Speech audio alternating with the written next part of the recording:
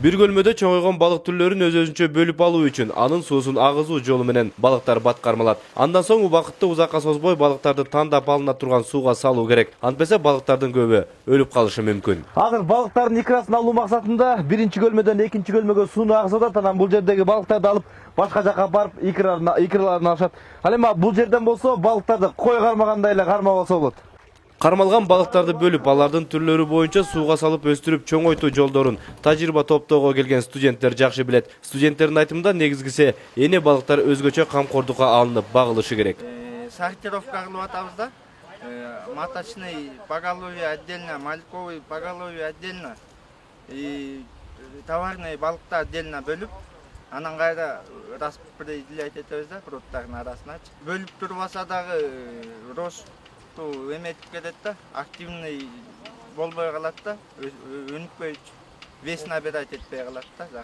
Суунун жылуулугу 18 дережеге жеткенде балыктардын уругу алынып, чабактары чоңойтулат. Чабактар сууга өз алдынча жашап кетчү маалда гөлмөлөргө жана ысык көлгө салынат. Мындай жол менен ысык көлдүн балыктарынын саны көбөйөт.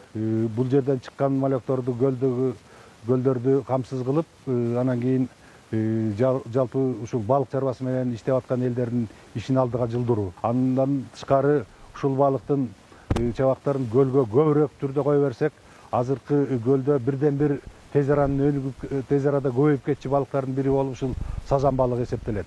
Ысык көлдүн эндемик балыктарынын бири сазан. Кандай сууга болбосун жашап кетүүчү балык. Көбөйтүү жолу да оңой. Аны көп санда көбөйтүү үчүн ысык көлдөн кармап уругун алуу керек. Бирок тоскоолдук кылган адистер бар. Ушул жаратылыш коргоо уюмдарынын жыйынында чечилген маселени биз ошого иш алып барабыз деп ошондон уруксаат кагазын алып, көлдөн ушул эне балыктарын бир 20-30 даанасын кармап алып, уругун алып, кайра гөлгө өстүрүп чабактарын кой берели дегенге ушул биздин районубуздун экотек инспекциясы каршы болуп, анткени себеби каршы болгону ушул жерде эң түшүнүгү жок адамдар отурат да.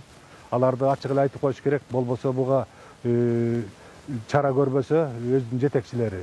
Бул иш жалпы өкмөттүн программасына жана балык чарба өнүгүүсүнүн программасына жолтоо түздөн-түз болуп аткандагы учуру азыр. Балыктын санын көбөйтүү максатында Каракол балык чарбасы атайын долбоорлор менен иш алып барат. Маалыматка ылайык, жакынкы күндөрдө урук салып чоңойтула турган техникалык аппараттар, атайын жем жасалуучу азыктар жана балык ооруларынын алдын алуучу дары-дармектер келет. Талайбек Илипбаев, Жакшылык Чортоновский облусу, Күн Сереп.